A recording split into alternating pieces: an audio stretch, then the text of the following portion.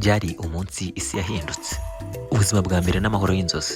Iribagiza Immaculée yakuriye mu cyaro cy'ahantu hitwa Imataba, hahoze ari Kibuye, ubu ni mu karere ka Karongi.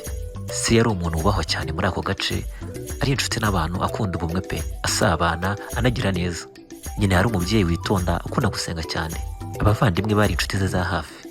Mu buzima bwe, jenoside ntigeze iba igitekerezo cyari mu mutwe we. Yari afite inzozi zo kwiga, akibera umuntu ukomeye.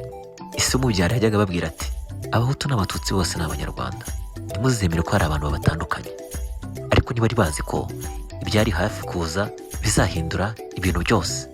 Abo bababwiraga ko abantu bose ari bamwe, bikarangira bigaranzuye. Kuwa 6 Mata 1994, indege ya Perezida Habyarimana ihanuka. Mu ijoro rimwe, igihugu gihinduka nk'aho cyasaze. Amasasu atangira kumvikana, abantu batangira kwicwa. Se wa Immaculée yahise amenya ko ibintu bikomeye biri hafi kuba, kandi ari bibi cyane. Kuwa 7 Mata mu gitondo, interahamwe zatangiye kuza mu gace kabo. Se yabwiye Immaculée ati: genda ujye kwa pasiteri, ntushobora kurokokera. Immaculée wari mutoya cyane yagiye yiruka, umutima utera cyane. Yageze kwa pasiteri arakingurirwa, ariko ntabwo ari we wenyine. Yari kumwe n'abandi bagore 7 bahahuriye. Bahageze bose bari bafite ubwoba nk'ubwe. Maze rero pasiteri yabahishe mu cyumba gito cyane. Ujye kugira ngo ni icyumba cyo kuryamamo, ni mu bwiherero. Ubwiherero buto cyane, ku buryo ubugize bunini hahagararamo nk'abantu 3 bagapfirwa. Ariko baba ari 8, bari abagore 7, na Immaculée wari ukiri umwana mutoya. Ntibashoboraga kwicara neza, nta mwuka uhagije wari urimo. Kuwa 8 Mata, interahamwe zatangiye gusaka iyo nzu. Zaje no mu rugo rwa kwa pasiteri. Immaculée n'abandi bari kumwe bari bacecetse burundu, nta n'uwitsamura, umutima usimbagurika cyane. Bamwe mu nterahamwe baravuga ati: turabizi muri hano, kandi tuzabica mwese. Pasiteri yabeshye ko nta muntu uhari. Baragenda, ariko bagenda bavuga ko bazagaruka. Ba bantu bagiye mu bwiherero bazi ko ari ahantu barisha by'akanya gatoya. Iminsi yatangiye kwicuma. Iminsi ibamo iminsi, ibamo icyumweru, ibamo ukwezi. Inzara n'ubwoba n'urupfu bihumura. Mu bwiherero nta biryo bihagije byarimo. Banywaga amazi make cyane. Rimwe na rimwe bagasinzira bahagaze.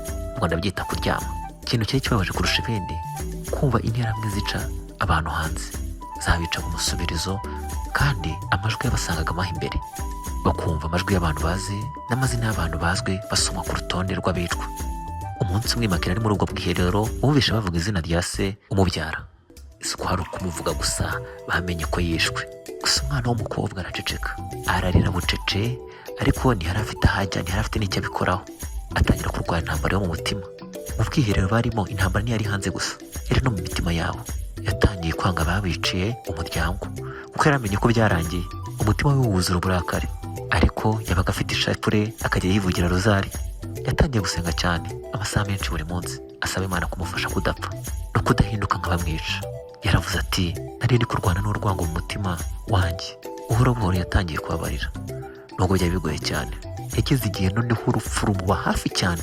Hamwe hanyuma, umunsi umwe interahamwe zaragarutse, noneho zinjira mu nzu, zitangira gusaka buri cyumba. Zegerana bwa bwihorero barimo bwo kwa pasiteri.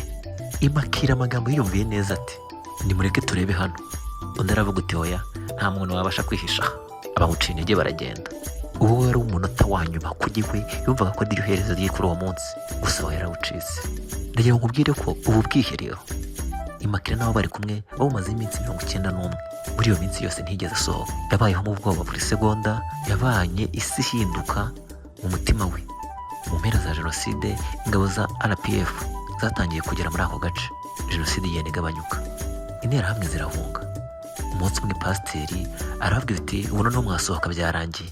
Bamaze iminsi 91. Immaculée asohotse, umubiri we waracitse intege, nta mbaraga, yaranose bikomeye cyane. Noneho gushengurwa birushijeho. Umuryango we hafi ya wose wari wishwe. Se na nyina, abavandimwe ntibari bakiriho. Gusa nyuma Immaculée yahuye n'umwe mu bishe umuryango we. Yaramurebye aramubwira uti: ndakubabariye. Si ibintu byoroshye.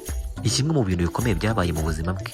Inkuru igaragaza ukuntu umuntu ashobora kurokoka mu bihe bibi cyane, imbaraga zo kwizera n'amasengesho no kubabarira bishobora gutsinda urwango. Ibi ni bimwe mu bigize igitabo cya Iribagiza Immaculée cyitwa Left to Tell. Komeza wibuke wiyubaka, dukomeze twibuke twiyubaka. Genda Bruno Rwanda rw'ejo. Imana ikomeze kurindane n'abawe, ndetse ikomeze dufashe nk'Abanyarwanda muri ibi bihe turimo bitoroshye.